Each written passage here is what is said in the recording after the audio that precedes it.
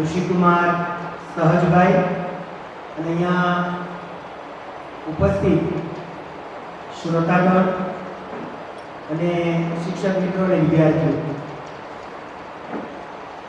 ભારતીય સંસ્કૃતિ મુજબ હંમેશા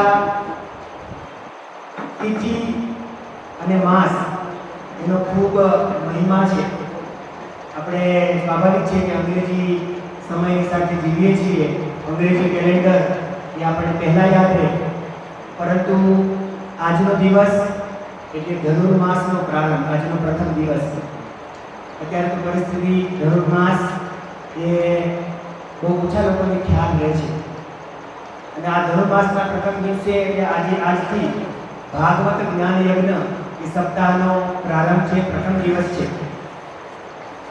મારે એ બાબતે વિશેષ વાત નથી કરવી, પણ આજે નાનકડો પ્રયાસ થયો છે એની પાછળ જે વિચાર છે અને જેમણે આપણે પ્રેરણા આપી છે એમાં મારા ગુરુ અને એસજીવીપી ગુરુકુળના પાર્ષદવર્ય પૂજ્ય શામજી ભગતને વિનંતી કરીશ કે અહીંયા આવી અને આપ સૌ સમક્ષ આજની આ કથા અને આ નિમિત્ત અને એક પ્રસંગે વાત કરશે પૂજ્ય શામજી ભગત. ફુલ્લારવિંદાય પ્રપત્રનેત્ર येन त्वया भारततैलपूर्णः प्रज्वालितो ज्ञानमयः प्रदीपः. જેમણે માનવ જાતને જ્ઞાન દેવડા દ્વારા સમગ્ર રીતે પોષણ કરેલું છે એવા વ્યાસ નારાયણને નમસ્કાર કરીને આજનો આ જે કાર્યક્રમ છે એની થોડીક ભૂમિકા પ્રસ્તાવના હું આપને કહીશ. અમારા ઈષ્ટદેવ રાધા માધવ અહીં બિરાજે છે. વક્તા મહોદય શ્રી અમારા એસજીપી દર્શનમ પરિવારના અને એમાં ભણીને તૈયાર થયેલા અમે એને ઋષિકુમાર કહીએ છીએ એવા દેવેન્દ્રજી. અને આ શાળાનું જે નામ છે એ નામ પણ દીપ દર્શન છે. ભગવાન વ્યાસ નારાયણે એવો જ્ઞાન દીવડો પ્રગટાવેલો છે કે માનવ જાત હંમેશા એ જ્ઞાનના માર્ગે ચાલીને જીવનમાં જે કંઈ પ્રાપ્ત કરવું હોય એ પ્રાપ્ત કરી શકે છે. બધા શાસ્ત્રોની અંદર જ્ઞાન તો ભરેલું છે, પરંતુ એ દીવડા પ્રગટાવનારા કોઈ લોકો હોય છે. આપણા આચાર્યો, આપણા ઋષિમુનિઓ અને એવા અનેક સંતો, એમાં એક વ્યાસ નારાયણ એવા કહેવાય કે આજે જે કંઈ સૃષ્ટિમાં આપણે જે અનુભવી રહ્યા છીએ એ સમગ્રતયા ભગવાન વ્યાસદેવનું પ્રદાન છે, એમની રચના છે. સાહિત્યમાં એવું કહેવાય છે કે વ્યાસોચ્છિષ્ટમ જગત સર્વ. આ જગતમાં જે કંઈ છે ને એ વ્યાસ નારાયણના પેલા પ્રગટ થયેલું એટલે એનું નેઠું છે, ઉચ્છિષ્ટ છે.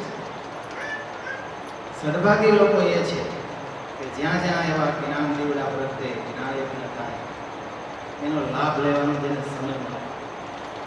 કોઈ શાળામાં શ્રીમદ ભાગવત જ્ઞાન યજ્ઞ યોજાય એ મને પોતાને પણ મારા માટે પહેલો પ્રસંગ છે. સામાન્ય રીતે આવા પ્રસંગો ધાર્મિક કાર્યો કહેવાય, પણ હકીકતમાં એવી વાત છે કે જ્ઞાન એવી વસ્તુ છે એના ઉપર કોઈનો ઇજારો નથી. જે ઈચ્છે એ પ્રાપ્ત કરી શકે છે. સૌથી પ્રથમ ભગવાન નારાયણે બ્રહ્માજીને જે જ્ઞાન આપેલું છે, બ્રહ્માજીએ આ સૃષ્ટિમાં વ્યાસ નારાયણને પ્રેરણા કરીને નારદજી, શંકરાદેવ અને ત્યાર પછી સુખદેવજી મહારાજ અને પરીક્ષિત સુધી આ પરંપરા આવી. અને આપણે જાણીએ છીએ એમ શ્રીમદ ભાગવત છે એ જીવન જીવવાનો, જીવનની કળા શીખવાનો ગ્રંથ છે.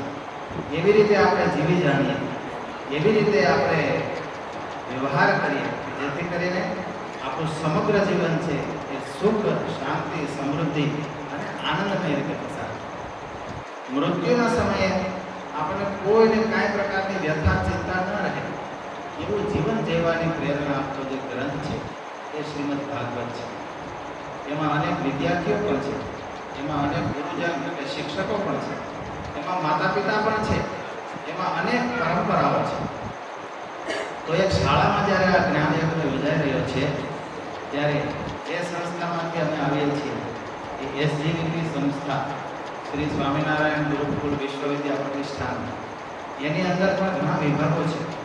આપ જાણો છો કે એ આંતરરાષ્ટ્રીય સંસ્થા આજે જે કાર્યો કરી રહી છે એમાંનું એક કાર્ય છે એ મૂલ્યો એટલે કે સંસ્કાર ઘડતર. ભણતરનું જેટલું મહત્વ છે એટલું જીવનના ઘડતરનું મહત્વ છે.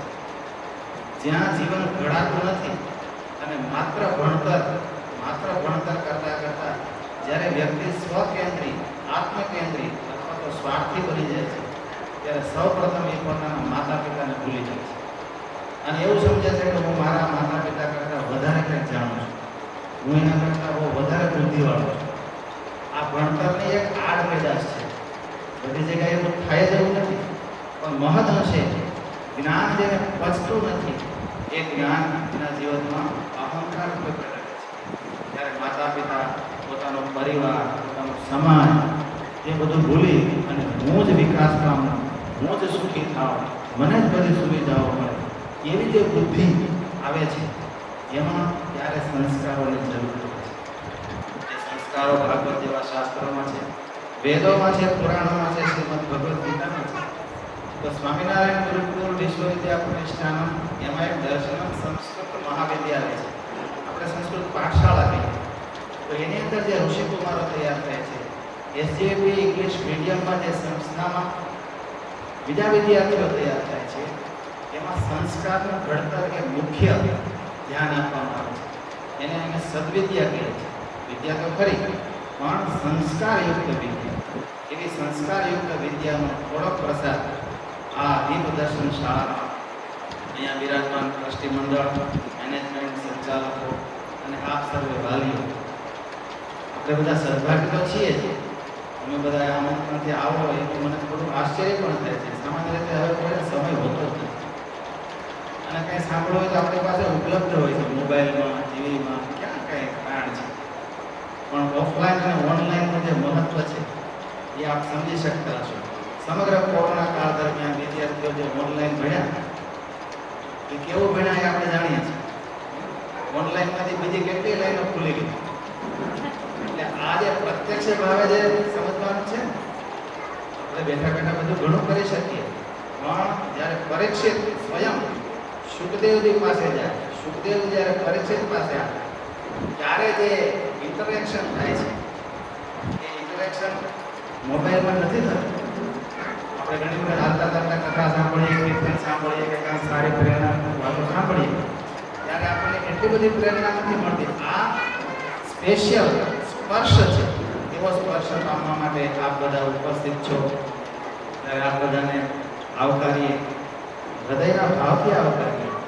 અને આપ સૌ પણ આજે જ આવો એવું નહીં, ભલે આમ તો દરરોજ અલગ અલગ આવવાના છે, પણ આપ અનુકૂળતા હોય તો દરરોજ આવી શકો છો. અને આ ભાગવત જ્ઞાન યજ્ઞ એટલે માત્ર ભાગવત કથા જ નથી, પરંતુ આપણે જીવનમાં, પરિવાર જીવનમાં, વ્યવહાર જીવનમાં, ધંધાકીય જીવનમાં ભાગવતમાંથી શું પ્રેરણા લઈ શકીએ એવી જીવન કથાઓ, એવી પ્રસંગ કથાઓ લઈને અમારા જે વક્તાશ્રી, અમારા ઋષિકુમાર વિદ્યાર્થી, એમણે ગંગાજીના કિનારે રહી અને એક બહુ સારા સાધક પંડિતજી એમની પાસે ભાગવતનું અધ્યયન કરેલું છે. સૌ પ્રથમ એમણે શ્રીમદ ભાગવત છે ગંગાજીને સંભળાવ્યું. મેં એના દર્શન કરેલા છે. હું પણ વિશેષ રીતે ઋષિકેશમાં રહું છું. તો ગંગાજીના કિનારે સરસ મજાનો પથ્થર પોતી આસન જમાવી અને ગંગાજી સાંભળે છે અને પોતે સૌ પ્રથમ ભાગવતની કથા એમણે ગંગાજીને શ્રવણ કરાવેલી છે. પછીની ભાગવત કથા એને ગીરના નેસડામાં અમારે ભગતજી છે, કાળુ ભગત, જેના પર બધા સંતો ખૂબ રાજી છે, એમને કથા સંભળાવેલી છે. પૂનામાં કથા સંભળાવેલી છે. હજી પ્રારંભ છે. આપ સૌના આશીર્વાદ, આપ સૌની પ્રેરણા એને પણ આવા ઋષિકુમારોને જરૂર હોય છે. ત્યારે એ વક્તા મહોદયને પણ હું ખૂબ જ આવકારું છું અને તેઓ પણ આપણને સરસ રીતે આ બધી પ્રેરણાના પિયુષ પાય એ ભગવાન શ્રી હરિના ચરણોમાં પ્રાર્થના કરી. અને આયોજનમાં તો અમારા જ ઋષિકુમાર છે, તમારા પ્રિન્સિપાલ ભાવેશભાઈ જોશી, તમારા સાથે ઋષિકુમાર પણ એવા છે, સહજભાઈ, આ બધા વિદ્વાનો છે.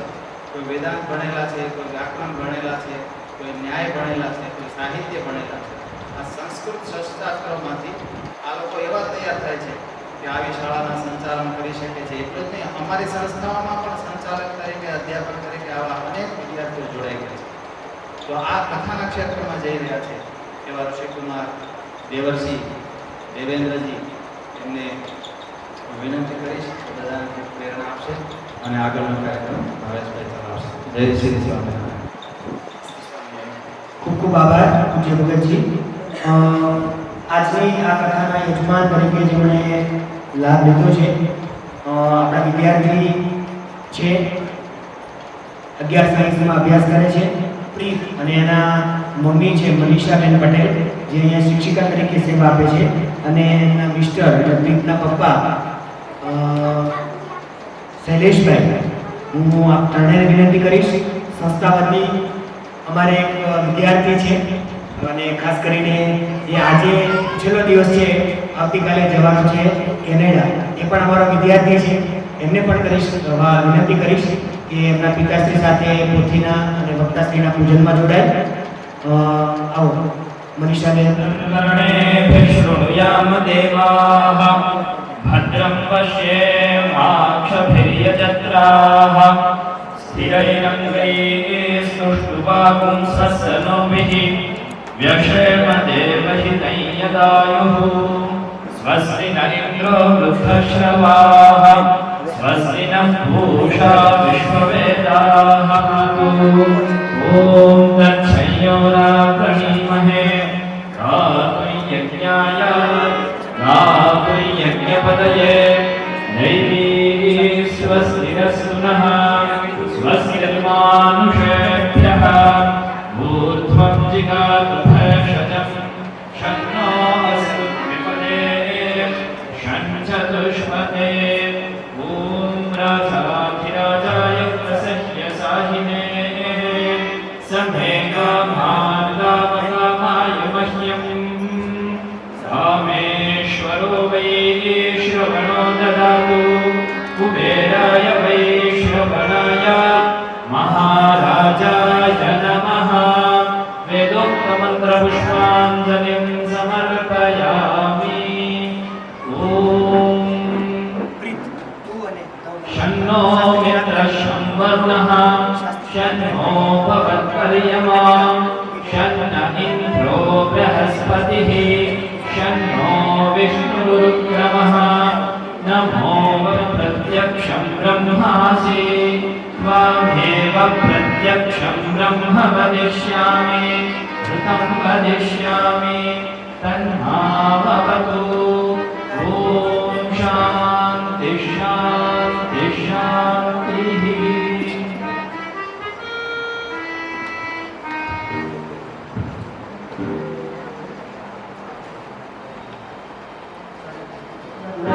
અને એની યાત્રા સફળ જાય. જો કે ત્યાં જે જગ્યાએ જાય છે એ પણ ઘર જ છે, પણ એનો કહેવાય ને કે માર્ગ પ્રશસ્ત થાય, ઉત્તરોત્તર પ્રગતિ કરે. અને હું આચાર્યશ્રીને વિનંતી કરીશ, ભાગવત આચાર્ય શ્રી દેવેન્દ્રજીને, કે પ્રસાદીનો હાર પહેરાવી રૂડા આશીર્વાદ પાઠવો. અને ભલે જાય છે વિદેશની ધરતી ઉપર, પણ ભારતીય સંસ્કૃતિ, ભારતીય સંસ્કારો એ ઉત્તરોત્તર જાળવી રાખે એવી શુભકામના પાઠવે. આચાર્ય દેવેન્દ્રજીને વિનંતી કરીશ કે એમને પ્રસાદીનો હાર પહેરાવી અને રૂડા આશીર્વાદ.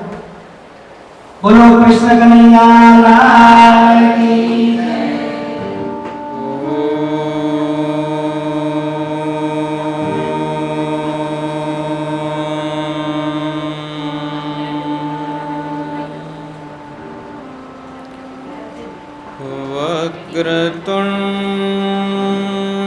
वक्रतुण्ड महाकाय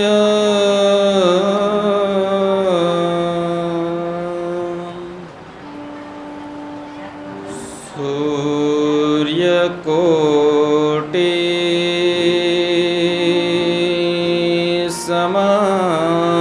समप्रभ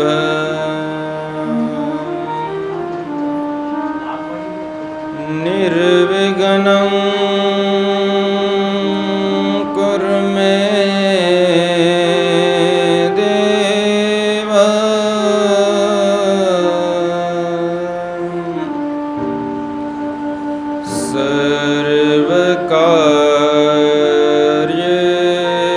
सर्वकार्येषु सर्वदा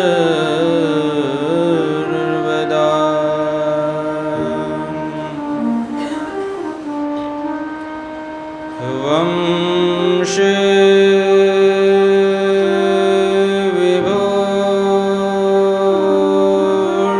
विभूषितकरा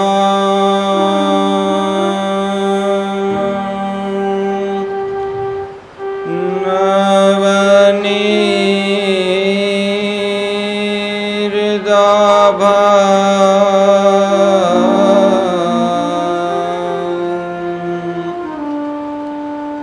पीता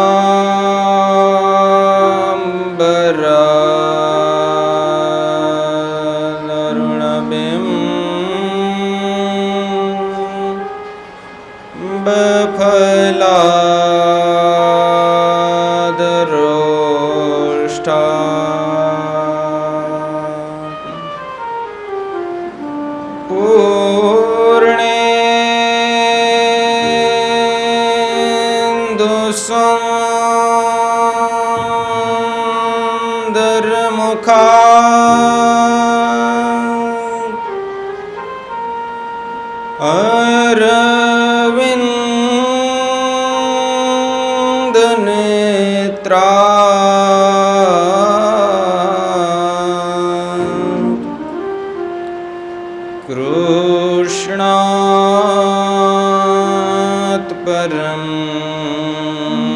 किमपि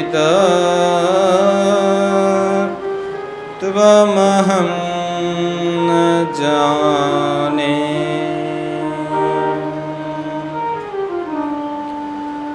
वसुदेवसुतं देवं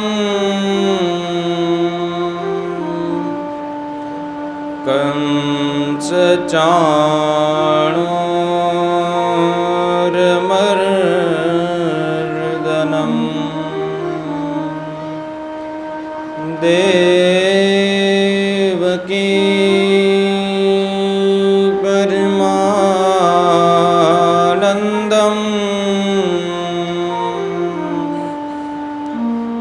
कृष्णं वन्दे जगद्गुरुम्।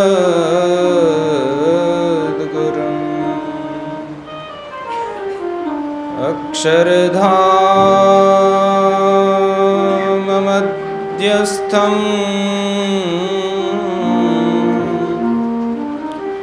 ह्यनन्तं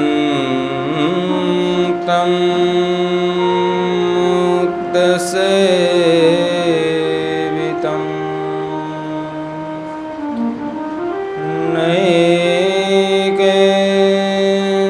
नैकेन्दुसुप्रभं रम्यं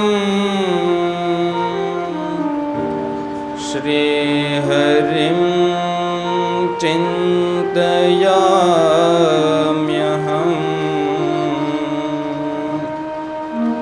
श्रीहरिं चिन्तयाम्यहम्।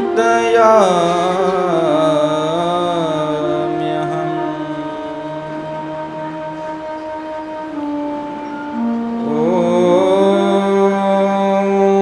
अवतारिणे श्री स्वामिनारायणाय नमो नमः।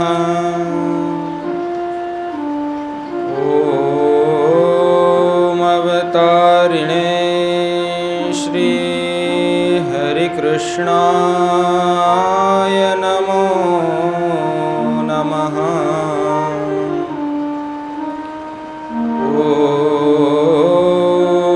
ॐ अवतारिणे श्री पूर्णपुरुषोत्तमाय नमो नमः। ॐ सर्वेभ्यः सद्गुरुभ्यः नमः। कृष्ण कन्हैया लाल की जय। भागवत भगवान की जय।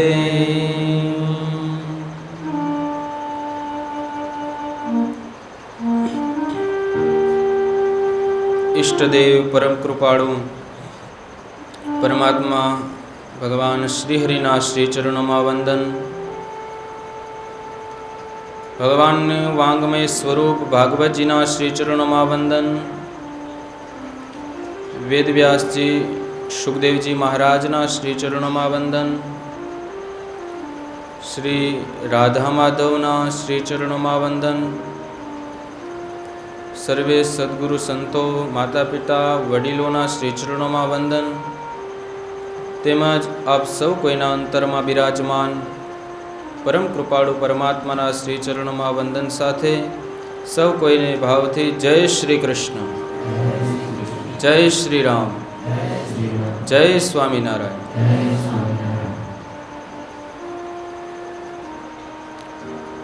પરમ પવિત્ર ધનુર્માસનો પ્રારંભ આજથી થયો છે. સાથોસાથ માગશર મહિનો, ભગવાન શ્રી કૃષ્ણએ એવું કીધું છે કે માસાનામ માર્ગશીર્ષોહમ, કે બધા માસમાં માર્ગશીર્ષ માસ તે હું છું. શ્રીમદ ભગવદ્ ગીતાજીમાં અર્જુનને કહ્યું છે, શ્રીમદ ભાગવતજીમાં ઉદ્ધવજીને કહ્યું છે. તેવો પરમ પવિત્ર માસ ચાલી રહ્યો છે. એમાં પણ આજથી ધનુર્માસનો પ્રારંભ થયો છે, જેને ધનાર્ક પણ કહેવામાં આવે છે. સૂર્ય છે એની ગતિ ધન રાશિમાં થાય છે.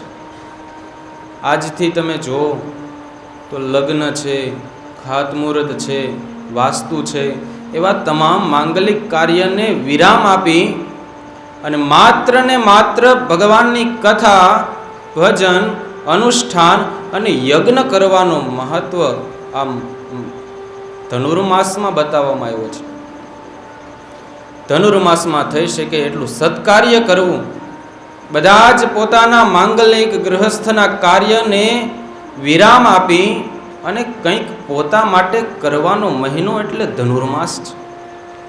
આપણે 11 મહિના સુધી તો આમ તેમ દોડાદોડી કરી બધાના પ્રસંગોમાં જઈને બધું જ કરીએ છીએ, પણ ભગવાને આ માર્ગશીર્ષ માસ, એમાં પણ આ ધનુર્માસ, એમાં આપણને એવો એક સમય આપ્યો કે જે સમય દરમિયાન આપણે આપણા માટે કંઈક કરીએ. આજે વ્યક્તિ છે બધાની માટે બધું જ કરે છે, અને બધાની માટે બધું કરતા કરતા તેનો અંતકાળ આવે ને ત્યારે તે વિચાર કરે કે મેં મારા માટે શું કર્યું. અને ત્યારે હિસાબ જ્યારે માંડે છે ને ત્યારે એમાં હિસાબમાં પોતાના માટે કરેલા કાર્ય અમુક જ દેખાય છે, પણ બીજાના માટે કરેલા કાર્ય છે ને એનું કોઈ ફળ પોતાને નથી મળતું. સ્વકર્મ સૂત્ર ગ્રથિતો હિ લોક, કે વ્યક્તિની ગતિ છે એ પોતાના કર્મના આધારે થાય છે, પોતાના ક્રિયાના આધારે થાય છે. એમાં કોઈના માટે આપણે કરેલા, કોઈના પ્રસંગમાં ગયા હોય તો એનું કંઈ ફળ નથી. આજે આપણે સંસ્કૃતિને ટકાવવા, વ્યવહાર ટકાવવા બધી જગ્યાએ જવું જોઈએ, એનો કોઈ અભાવ નથી, એનો કોઈ વિરોધ નથી. પણ જ્યારે અંતકાળ આવશે, જ્યારે કંઈક પુણ્યના, પાપ પુણ્યના હિસાબ થશે, ત્યારે એમાં કંઈ એવું લખેલું નહીં હોય કે તમે ભાઈ આના વિવાહમાં ગયા હતા, તમે આની ઘરે આ કાર્યમાં ગયા હતા, આની ઘરે આ સત્કાર્યમાં ગયા હતા, તો એના કંઈ પાપ પુણ્યમાં એના હિસાબ નહીં હોય. પણ તમે જો આવી કથાઓમાં ગયા હશો, તમે એવા ભવ્ય યજ્ઞોમાં ગયા હશો, અથવા તો ઘરે યજ્ઞ કર્યા હશે, કથાઓ કરી હશે ને, તો એ સ્થાન, એ પુણ્યનું સ્થાન એ મોખરે લખાયેલું હશે, અને એના આધારે જ તમામ જીવની ગતિ થાય છે. શાસ્ત્ર કહે છે સ્વકર્મ સૂત્ર હિ ગ્રથિતો હિ લોક, બધા પોતપોતાના એ કર્મના આધારે એ ગતિ કરનારા છે. ત્યારે આ ધનુર્માસમાં ભગવાન શ્રી કૃષ્ણના મુખમાંથી જે પ્રગટ થયેલ વાંગમય ભગવાનની વાણી અને સાક્ષાત ભગવાનનું સ્વરૂપ એટલે શ્રીમદ ભાગવત છે. શ્રીમદ ભાગવત કોઈ સામાન્ય ગ્રંથ નથી. શ્રીમદ ભાગવત એક મુક્તિ અપાવનાર એક ગ્રંથ છે. આપણે જન્મ તો આપણી ઈચ્છા પ્રમાણે નથી લઈ શકતા, અને મૃત્યુ પણ આપણી ઈચ્છા પ્રમાણે નથી થતું. કોઈ એમ કહે કે હું અહીંયાથી કૂદી અને મરીને મારું મૃત્યુ લાવી દઉં તો એ વસ્તુ ખોટી છે. કારણ કે જન્મ ને મૃત્યુ તો એક પરમાત્માના હાથમાં છે. ભગવાને આપને બધી છૂટ આપી છે, સ્વતંત્ર કરતા તે સ્વતંત્ર છે, પણ ભગવાને અમુક છે ને નિયમો પોતાની પાસે રાખ્યા છે. કારણ કે ભગવાનને ખબર હતી કે જો આમાં સ્વતંત્ર હું આ માનવીને આપીશ ને તો એ અનર્થ થશે. બધાને જ્યારે મરવું હોય ત્યારે હવે ઈચ્છા મૃત્યુ વરદાન હોત તો કોઈ મરવાનું પસંદ ન કરત, અને કોઈ મરવાનું પસંદ ન કરત તો આજથી 7મી પેઢી પણ અત્યારે હોત. અત્યારે 2 પેઢી ભેગી થાય તો શું થાય ઘરમાં એ ખબર છે. 7 પેઢી ઘરમાં ભેગી થાય તો શું થાય? પણ પરમાત્માએ એવો એક ક્રમ ગોઠવો કે જન્મ મૃત્યુ બધા જ જીવોનું ચાલતું રહે છે. એ જન્મ મૃત્યુ એ પરમાત્માને આધીન છે, પરંતુ એ બંને વચ્ચેનો જે સમય છે ને, એ જીવન એ આપણા હાથમાં છે. આપણે એને કઈ રીતના સુધારવું, એને કઈ રીતના ઘડતર કરવું, એમાં કેવા કેવા કાર્ય કરવા, એમાં પરમાત્મા આપણને પ્રેરણા કરે. પરમાત્માની પ્રેરણા થાય, પણ વ્યક્તિની જો મૂઢતા હોય, નિષ્ક્રિયતા હોય ને, તો એ કાર્ય સફળ ન થાય. માટે આવા સત્કાર્ય એ આપણને ભગવાનની નજીક, જે આપણા જીવનનો જે વચ્ચેનો જે સમય છે એ સુધારવા માટે આ કથાઓ હોય છે. કારણ કે આજે જોવા જઈએ ને તો વ્યક્તિને એક નહીં અનેક પ્રશ્નો હોય છે. કોઈને બાજુમાં બેસાડીને પૂછે ને કે તને શું દુઃખ છે, એટલે તરત રોવાનું શરૂ કરે, તરત એની દુઃખની ગાથા શરૂ કરે. આપણને રડવું આવી જાય. એવી દુઃખના લિસ્ટ તો પૂરા જ ન થાય. કોઈને સુખ નથી. પરંતુ જ્યારે કથા સાંભળીએ, શાસ્ત્રનો સહારો લઈએ, શ્રીમદ ભગવદ્ ગીતાજી હોય, શ્રીમદ ભાગવત હોય, શિવપુરાણ હોય, રામાયણ હોય, મહાભારત જેવા એ ગ્રંથનો જ્યારે આશ્રય આ માનવ લે છે ને, એનું જ્યારે વાંચન કરે છે ને, ત્યારે એના તમામ પ્રશ્નનો ઉકેલ એમાંથી મળી જાય છે. કારણ કે પરમાત્મા છે એ તો ત્રિકાળ જ્ઞાની છે, પરંતુ એ જે ઋષિ મુનિઓ થયા ને એ પણ ત્રિકાળ જ્ઞાની હતા. એ પોતે ભવિષ્યનું પણ જાણતા, ભૂતકાળનું પણ જાણતા, અને વર્તમાનમાં તો એ બધું જ જાણતા. માટે વેદવ્યાસજી કે જેમણે 17 પુરાણની રચના કર્યા પછી એક અજોડ અને અદ્વિતીય ગ્રંથ એટલે શ્રીમદ ભાગવત જેવા ગ્રંથની રચના કરી. જ્યારે વેદવ્યાસજીને અસંતોષ થયો કે મેં 17 પુરાણની રચના કરી, વેદના વિભાજન કર્યા, ઉપનિષદો ઉપર ભાષ્ય, બ્રહ્મસૂત્ર, અનેક એવી રચનાઓ, વેદના વિભાજનો, 17 પુરાણની રચના કરવા છતાં પણ મને હજી અસંતોષ છે. મારા જીવમાં જે શાંતિ થવી જોઈએ શાંતિ નથી થતી. શા માટે? ત્યારે એ વેદવ્યાસજીના એ સંશયને દૂર કરવા, એને જે ચિંતા હતી એને દૂર કરવા શ્રીમદ દેવર્ષિ નારદજી ત્યાં પધારે છે. દેવર્ષિ નારદજીનું નામ આવે એટલે ઘણા લોકોને તો ઘણી નવા વિચારો આવે કે દેવર્ષિ નારદજી એટલે જ્યાં જાય ત્યાં ઝઘડો કરાવે નહીં. નારદનો અર્થ જ્યારે શાસ્ત્રમાં જોઈએ, નારમ જ્ઞાનમ દદાતિ ઇતિ નારદ, કે જે દરેક જગ્યાએ જઈને જ્ઞાન આપે છે. કેવું જ્ઞાન? તો કે જે પરમાત્મા સુધી લઈ જાય એવું જ્ઞાન. કોને આપ્યું? ધ્રુવજી, પ્રહલાદજી. જે પરમાત્મા સુધી લઈ જાય એવું જે જ્ઞાન સતત ને સતત વ્યક્તિ લોકોને આપે છે, એ દેવર્ષિ નારદજી છે. એ વાલ્યો લૂંટારો કે જેને દેવર્ષિ નારદ જેવા સદગુરુનો સંગ થયો, અને એમાંથી મહાન વાલ્મીકી ઋષિ થયા કે જેમણે 24,000 શ્લોકમાં એ વાલ્મીકી રામાયણની રચના કરી. આ છે દેવર્ષિ નારદજી. અને નારદજીનું એક એવું શ્રેષ્ઠ કાર્ય, કારણ જો નારદ શબ્દ આપણે જોઈએ ને તો એમાં જ ખબર પડી જાય, નારદ, કે એની જે વાત, એ જ્યાં પણ પોતાની વાત મૂકે, પોતાનો મત સ્થાપિત કરે, એટલે એની રદ જ ના, કોઈ એને કેન્સલ જ ન કરી શકે. હા, એ સાચું જ છે. કારણ કે નારદ, નારદજીમાં જે એ નામમાં જ એ અર્થ છુપાયેલો છે. એટલે પછી એ કંસ પાસે જાય અને કંસને સમજાવે તો કંસે પોતાના ગુરુ સમજી અને વાતને સ્વીકારી લે. કોઈ દેવ પાસે જાય તો દેવ પણ પોતાની એ વાતને સ્વીકારી લે. એ દેવર્ષિ નારદજી જ્યારે વેદવ્યાસજી પાસે ગયા અને વેદવ્યાસજીને કીધું કે તમે આટલો અસંતોષ કેમ છે? તમે તો 17 પુરાણની રચના કરી છે, વેદના વિભાજન કર્યા છે, તમે સાહિત્ય માટે અજોડ ને અદ્વિતીય કાર્ય કર્યું છે, છતાં પણ તમારું આ મુખ આ ચિંતામાં કેમ છે? તમે ઉદાસ કેમ છો? ત્યારે વેદવ્યાસજીએ પણ એ જ કીધું કે શું કહું દેવર્ષિ નારદજી, મને પણ એ જ સંશય છે કે આટલા પુરાણોની રચના કરી છે, આટલા વેદના વિભાજન કર્યા છે, છતાં પણ આ અસંતોષ કંઈક અલગ જ છે. આ મને સંતોષ નથી થતો કે હજુ કંઈક ખૂટતું હોય ને જીવનમાં, એવું લાગે છે. અને બધા જ વ્યક્તિઓને પણ આ પ્રશ્ન હોય, ગમે એટલું હોય છતાં પણ કંઈક ખૂટતું હોય ને એવું લાગે છે. અને એ કંઈક ખૂટતું હોય એવું ત્યારે મળે જ્યારે આપણને કોઈ એવા સારા સદગુરુ મળે, અને એ સદગુરુને આપણે આપણી વાત કહીએ કે આટલું હોવા છતાં પણ મને અસંતોષ છે, શા માટે? અને જેને અસંતોષ હોય ને એ સૌથી દરિદ્રમાં દરિદ્ર વ્યક્તિ છે. પ્રશ્નોત્તરીમાં શંકરાચાર્યજી કહે છે, કોવા દરિદ્ર, કે દરિદ્ર કોણ છે? તો કે યસ્ય વિશાલ તૃષ્ણા, કે જેની તૃષ્ણા છે ને વિશાળ છે. આ મેળવી લો, આ મેળવી લો, આ મારા માટે છે, આ મારું છે, આ મારું છે, એવી જેને તૃષ્ણા જાગૃત થાય છે એ સૌથી દરિદ્રમાં દરિદ્ર વ્યક્તિ છે.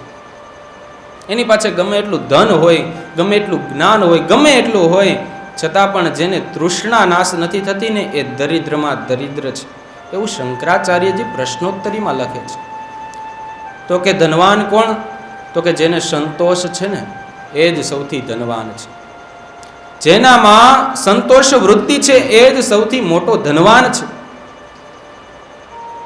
માટે વેદવ્યાસજી કહે છે કે મને સંતોષ નથી થતો. ત્યારે દેવર્ષિ નારદજીએ કીધું કે હે મહાઋષિ વેદવ્યાસજી, તમે 17 પુરાણોની રચના કરી છે, પરંતુ તમે ક્યાંય ભગવાનનું જીવન, ભગવાનની એ લીલાઓનું વર્ણન નથી કર્યું. ભગવાનની એવી જે ભગવાન શ્રી કૃષ્ણએ કરેલી એ દિવ્ય બાળ લીલાઓ છે, ભગવાનની લીલાઓ છે ને એનું વર્ણન તમે યથાર્થ રીતે નથી કરેલું. અને જ્યારે તમે ભગવાનની એ લીલાઓનું વર્ણન કરશો ને એટલે તમને શાંતિ થશે. અને આ વાક્ય સાંભળી અને એ દેવર્ષિ નારદજીએ ચતુશ્લોકી ભાગવત, કે 4 શ્લોકમાં ભાગવત એ વેદવ્યાસજીને સમજાવે છે. તરત જ વેદવ્યાસજીને પૂર્વ થયેલા એ સંકલ્પ યાદ આવે છે, અને એ સંકલ્પને યાદ કરી અને પૂર્વે એમણે જે સ્કંદ પુરાણ, પદ્મ પુરાણ, એમાં જે લખેલું ભાગવતનું મહાત્મ્ય, એને એ યાદ આવે છે કે ભાગવત શું છે, શ્રીમદ ભાગવત શાસ્ત્ર ગ્રંથ તે શું કહેવા માંગે છે, તે જીવનમાં કઈ રીતના ઉપયોગી છે, એ લોકોનું કલ્યાણ કઈ રીતે કરે છે. એ વેદવ્યાસજીને એ સ્ફૂર્ણા થઈ અને એ જ 4 શ્લોકને એ પોતે અંતરમાં ધારી અને પોતાના એ સરસ્વતી નદીને કિનારે સમયાપ્રાસ નામના આશ્રમમાં એ કલમ લઈને બેસી ગયા. 1 નહીં, 2, 3, 4, 10, 100, 1000, 10,000 એમ કરતા કરતા 18,000 શ્લોકની રચના કરી.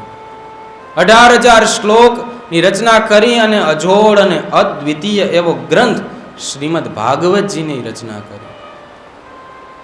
આપણને કોઈ એમ કહે કે તમે 2 કડી કવિતાની લખીને આવજો, કોપી મારવાની હોય ને તો 10 સેકન્ડ થાય, 10 મિનિટ થાય, ગોતતા ને બધું થતા. પણ હવે એમ કહેવામાં આવે કે તમે તમારી રીતે એનું બનાવી અને ઉત્તમમાં ઉત્તમ કે જે લોકો સ્વીકારે. એવું નહીં કે રાગે પોતાને જ આવડતો હોય અને પોતે જ ગાઈ શકે એવી કવિતા નહીં, પણ લોકો પણ સ્વીકારે, લોકો પણ ગાઈ શકે, લોકો પણ એના અર્થ સમજી શકે, એટલું જ નહીં પોતાના જીવનમાં એને ઉતારીને જીવન મંત્ર રાખી શકે. એવી કવિતા લખવાનું કીધું હોય ને તો 2 મહિના તો વિચાર કરવો પડે. પહેલાં તો બધાને એ પ્રશ્ન થાય કે અહીંયા મને સ્થાન સારું નથી, મારે તો પહેલાં શાંતિ જોશે, એકાંત જોશે, કંઈક એવો સરોવર કે સાગર કે નદીનો કિનારો જોશે, ત્યારે હું એ કડીઓની રચના કરી શકીશ. એમ 2 મહિના તો પ્લાનિંગ કરે અને પછી જો એ કવિતા લખાવી હોય ને તો લખાય. તો વિચાર કરો કે 2 કવિતાની કડી લખતા જો આટલો વિચાર અને આટલું મનોમંથન કરવું પડતું હોય તો આ 18,000 શ્લોક વેદવ્યાસજીએ કઈ રીતના રચના કરી હશે. 18,000 શ્લોક જ નહીં, મહાભારતનું નામ તો આપણે સાંભળ્યું જ છે ને. એ મહાભારતમાં 1,00,000 શ્લોક છે. કેટલા? 1,00,000 શ્લોક છે. અને આ 17 પુરાણ અને 18 પુરાણ ભાગવત, એ 18 પુરાણના શ્લોકોની પણ ગણતરી કરવામાં આવે તો 4 લાખ શ્લોક થાય છે. સ્કંદ પુરાણમાં 84,000 શ્લોક, બીજા અનેક એવા પુરાણોમાં અલગ અલગ સંખ્યા શ્લોકની. ત્યારે 18 પુરાણનો જ્યારે સરવાળો કરવામાં આવે ત્યારે 4 લાખ શ્લોક થાય છે. વિચાર કરો કે વેદવ્યાસજીએ કેટલું સાહિત્ય આપણને સૌને આપ્યું છે. એમાં પણ અંતિમ વેદવ્યાસજીની એક કૃતિ એટલે શ્રીમદ ભાગવતજી છે. જ્યારે વ્યક્તિને કહેવામાં આવે કે તમારે તમે શાસ્ત્ર અનેક એવા પુસ્તકો લખ્યા છે અને અંતિમ તમારે પુસ્તક લખવાનું છે, અથવા તો કોઈ લેખક હોય એ મનોમન વિચાર કરે કે મેં અનેક પુસ્તકો લખ્યા છે, તો હવે મારે અંતિમ એ પુસ્તક મારું લખવું છે, તો પછી એ અંતિમ પુસ્તકમાં કંઈ લખવાનું બાકી રાખે નહીં. પોતાના આગળના જે ગ્રંથમાં, આગળના જે પુસ્તકોમાં એણે જે ખામી રાખી હોય અથવા તો કંઈક એવી લોક સ્વીકૃતિ ન પામ્યા એવી વાતો લખાઈ ગઈ હોય, તો એ વ્યક્તિ અંતે જે પોતાનું અંતિમ પુસ્તક હોય, અંતિમ પુસ્તકમાં યથાર્થ રીતે સુધારા વધારા કરી અને કંઈક એવી વિશિષ્ટ પ્રકારની કે મારું આ અંતિમ પુસ્તક છે એવું સમજીને પોતાના મનમાં જેટલું પણ જ્ઞાન હોય ને બધું જ જ્ઞાન એ પોતાના પુસ્તકમાં લખી દે. તો વેદવ્યાસજીએ પણ 17 પુરાણ લખ્યા અને વેદવ્યાસજીએ અંતિમ શ્રીમદ ભાગવત પુરાણની રચના કરી. એટલે ભાગવત પુરાણ છે પૂર્ણ રીતે સંપૂર્ણ ગ્રંથ છે.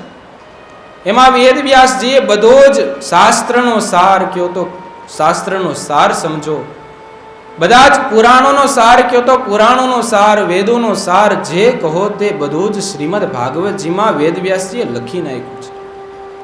આગળ બધા જ પુરાણોમાં કંઈક એવી દ્વિધાઓ ઉત્પન્ન થઈ હોય તો એ દ્વિધાઓનું પણ નિરાકરણ વેદવ્યાસજીએ ભાગવતજીમાં એનું નિરાકરણ કર્યું છે.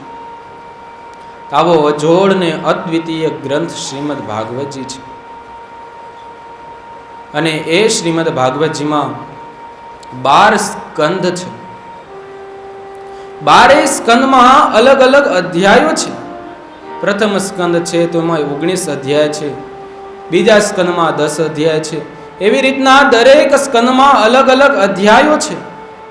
અને તે તમામ અધ્યાયોની સંખ્યા જોવા જઈએ તો 335 અધ્યાયો છે. 18,000 શ્લોક છે. અનેક એવા સંવાદો એમાં આવેલા છે. મુખ્ય સંવાદ જોવા જઈએ, વક્તા અને શ્રોતા જોવા જઈએ તો સૂત પુરાણીએ શૌનક આદિ ઋષિઓને કથા સંભળાવી છે. એ જ કથા દેવર્ષિ નારદજીએ ચતુશ્લોકીના રૂપમાં એ વ્યાસજીને સંભળાવી છે. અને આપણે સૌ કોઈ જાણીએ છીએ કે એ જ કથા એ પરમ જ્ઞાની એ સુખદેવજી મહારાજે એ રાજા પરીક્ષિતને સંભળાવી છે. એ શ્રીમદ ભાગવતજીના આ જ્ઞાન યજ્ઞમાં શ્રીમદ ભાગવતજી આપણા જીવનમાં કઈ રીતના ઉપયોગી બને એટલું જ નહીં, શ્રીમદ ભાગવતજીને આપણે કઈ રીતના આપણું જીવન સૂત્ર બનાવી શકીએ એની જ્યારે આપણે કથા શ્રવણ કરવા અને કહેવા બેઠા છીએ ત્યારે કથા છે ને એ પહેલા સમજવાની કે કથા એટલે શું, કથા એટલે શું, કથા શા માટે ઉપયોગી છે. રામચરિત માનસમાં આવે છે કે જિન્હા હરિ કથા સુનહી નહીં કાના શ્રવણ રંધ્ર અહી ભવન સમાન. કે જે વ્યક્તિ પોતાના કાન દ્વારા ભગવાનની કથા નથી સાંભળતો એના કાન અહિભવન સમાન, સાપના દર સમાન એના કાન છે. કાનની સાર્થકતા ક્યારે થાય તો કે આપણે ભગવાનની કથા સાંભળીએ ત્યારે. બાકી લૌકિક વાતો સાંભળવાથી કાનની સાર્થકતા નથી. ભગવાને આપણને કાન છે ને ભગવાનની કથા સાંભળવા માટે, કંઈક એવી સારી સારી વાતો સાંભળવા માટે, સત્પુરુષોના મુખે થયેલા એ સત્સંગ સંવાદ સાંભળવા માટે કાન આપ્યા છે. ત્યારે એ કાન દ્વારા આપણે ભગવાનની કથા સાંભળીએ ને તો એ કાનની સાર્થકતા છે.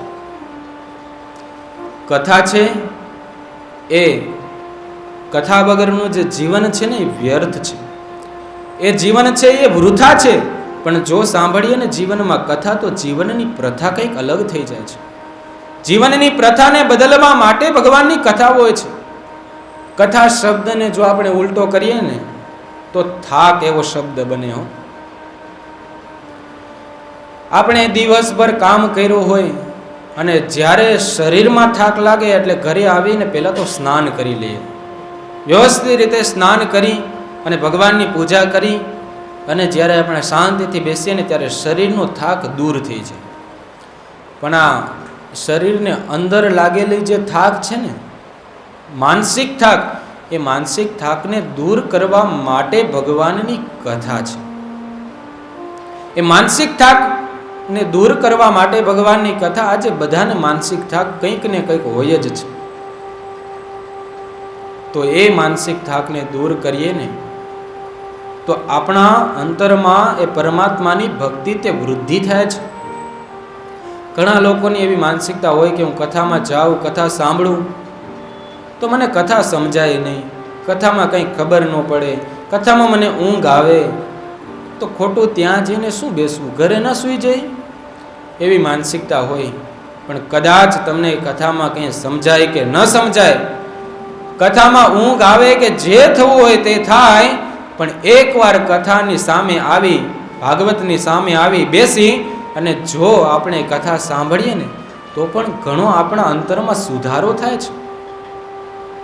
એક સરસ મજાનો નદીનો કિનારો હતો અને એ નદીના કિનારા ઉપર એક ઋષિનો આશ્રમ હતો.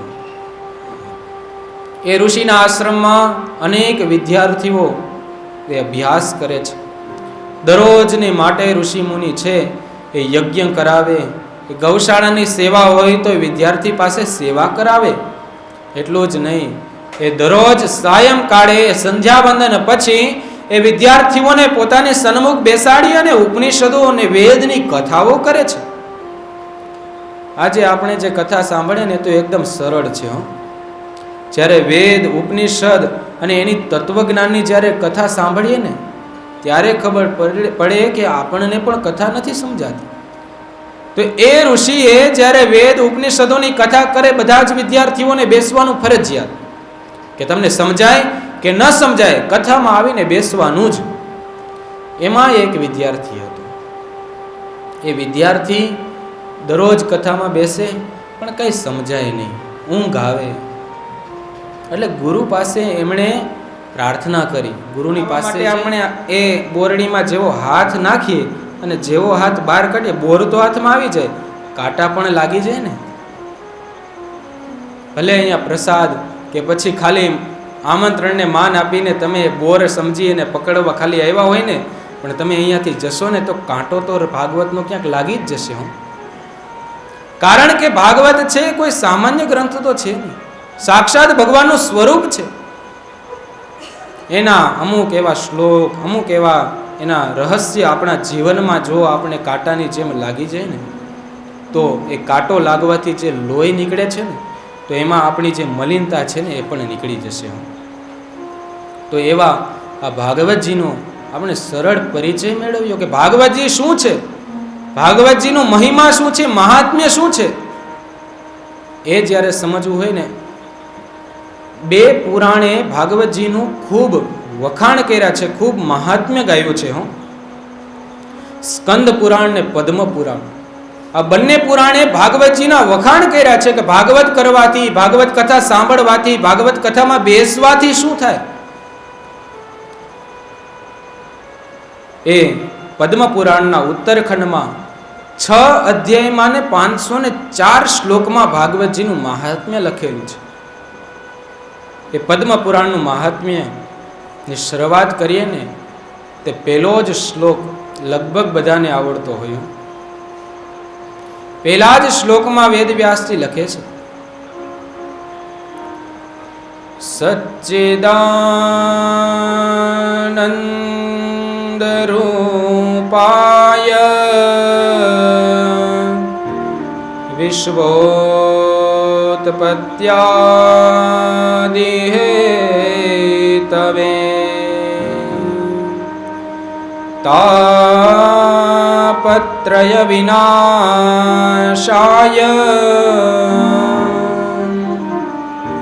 શ્રી કૃષ્ણાય વયમ નમઃ.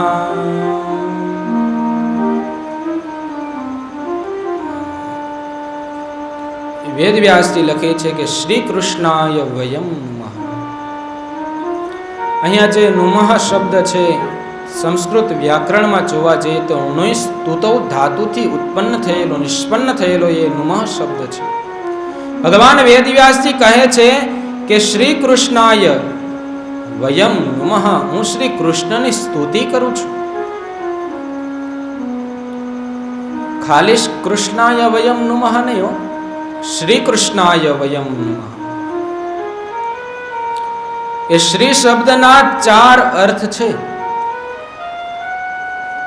પહેલો અર્થ જોવા જઈએ તો શ્રી સેવાયામ, સેવાના અર્થમાં શ્રી ધાતુ, શ્રી શબ્દને વેદવ્યાસજી અહીંયા મૂકેલો છે. અને સેવાની વાત આવે ને તો શ્રી કૃષ્ણની સેવા જેટલી થાય છે ને, બધા જ ભગવાનની સેવા થાય, પણ ભગવાન શ્રી કૃષ્ણની પાછળ તો લોકો ગાંડા થઈને સેવા કરે. આજે એ પાશ્ચાત્ય સંસ્કૃતિના, એ વિદેશના એ લોકો જોવો ને, હરે કૃષ્ણમાં ગુંજી ઉઠે છે. એ શ્રી કૃષ્ણની કીર્તનથી સેવા કરે છે. ભગવાન શ્રી કૃષ્ણની સેવાની પ્રણાલિકા છે ને, અદ્ભુત છે. જે ભગવાનનો ભક્ત હોય એ ભગવાનની સેવા તે પોતે પ્રત્યક્ષ ભાવે કરે. ભગવાન અહીંયા બિરાજમાન છે એટલું જ નહીં, પણ સાક્ષાત પરમાત્મા અહીંયા બિરાજમાન છે એવું સમજીને જ્યારે આપણે સેવા કરીએ ને તો એ સેવાનું ફળ આપણે યથાર્થ મળે છે. આપણે સૌ સાંભળ્યું જ હશે દ્રષ્ટાંત કે એક વ્યક્તિ પોતે ભગવાનની મૂર્તિ લાવી, ઘરમાં લાવીને ભગવાનની પૂજા કરે છે. લોકોએ કહેલું કે તમે ભગવાનની પૂજા કરો ને તો ભગવાન પ્રત્યક્ષ એ ભાવથી સ્વીકાર કરે, અને એવું સમજીને વ્યક્તિએ ઘરમાં મૂર્તિ લાવીને પૂજા કરે છે. દરરોજ પૂજા કરે પણ એને પોતાનું કંઈ ફળ મળતું નથી. ત્યારે એ વ્યક્તિ દુઃખી થઈ ગયો કે દરરોજ પૂજા કરું છું તો મને ફળ કેમ નથી આપતા. એટલે એ ભગવાન શ્રી કૃષ્ણની મૂર્તિ હતી એને લઈ અને માળિયા ઉપર મૂકી દીધી કે મને કંઈ ફળ તો આપતી જ નથી. બજારમાં ગયો, બીજી સરસ મજાની મૂર્તિ બીજા કોઈ ભગવાનની લઈ અને રાખે છે અને એની પૂજા કરવાનું શરૂ કરે છે. પૂજાની શરૂઆતમાં પંચોપચારમાં એ ભગવાનને ચંદન, પુષ્પ અને ધૂપ અર્પણ કરે છે. જેવી એણે ધૂપ અગરબત્તી પ્રગટાવી અને ભગવાનને ધૂપ અર્પણ કરવા જાય છે, ત્યાં એને વિચાર આવે છે કે ઉપર માળિયામાં બેઠેલા એ કૃષ્ણ કે જે પ્રગટ નથી થયા, એણે મારા માટે કંઈ નથી કર્યું, તો એને પણ આ ધૂપ છે એનો ધુવાડો, એની સુગંધ તેના નાક સુધી પહોંચશે ને.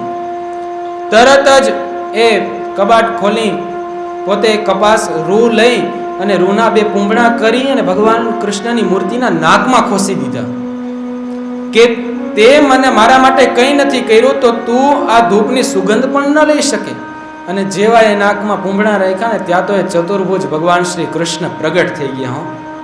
પેલા ભક્તને આશ્ચર્ય થયું કે મેં આટલી પૂજા કરી, આટલા સત્કાર્ય કર્યા, આટલું તમને અર્પણ કર્યું, તમે પ્રસન્ન ન થયા. ત્યારે ભગવાન શ્રી કૃષ્ણ કહે છે કે તે મારી મૂર્તિમાં પૂજા કરીને એ તો પરોક્ષ ભાવે કરતો હતો.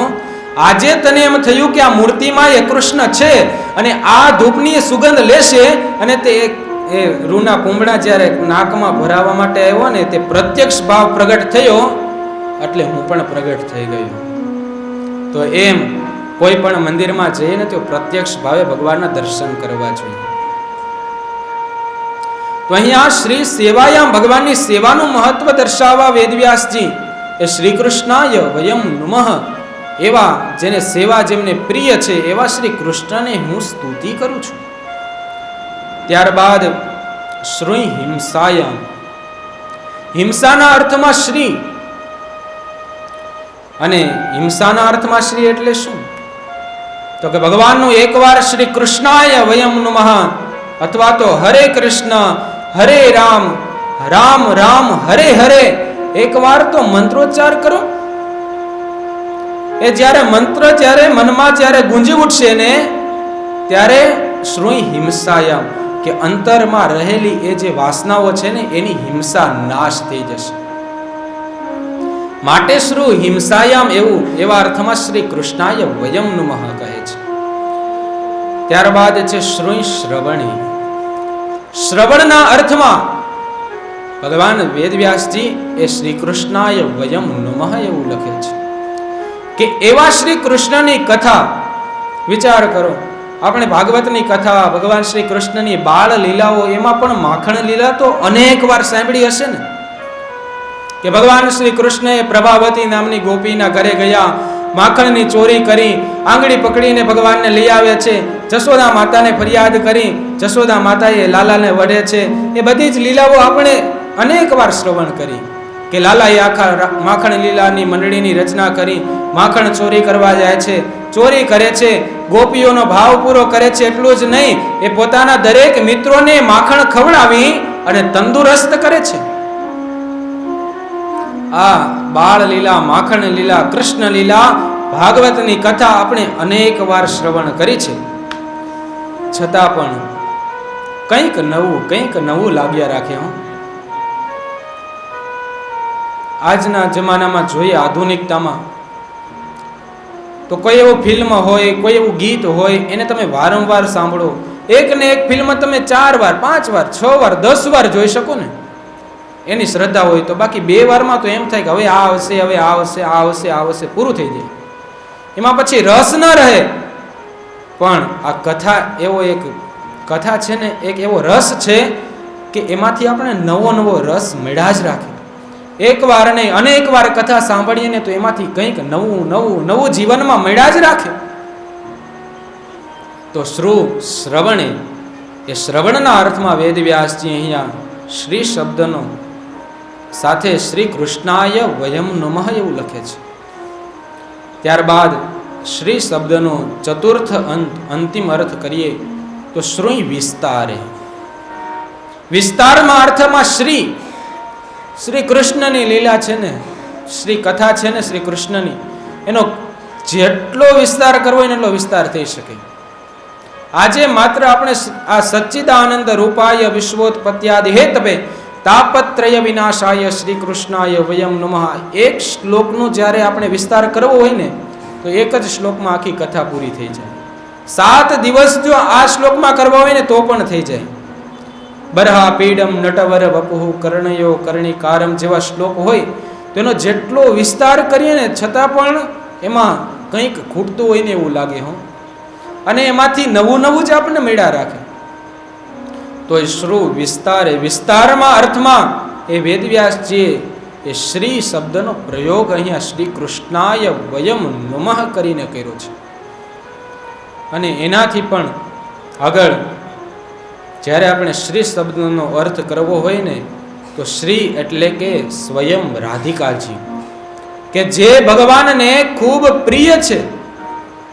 શ્રીષ્ટતે લક્ષ્મીષ્ટ પત્ન્યાઉ, ભગવાનના એ શરીરમાંથી દિવ્ય ઉત્પન્ન થયેલી એ 2 શક્તિ, એક છે લક્ષ્મીજી અને એક છે રાધાજી.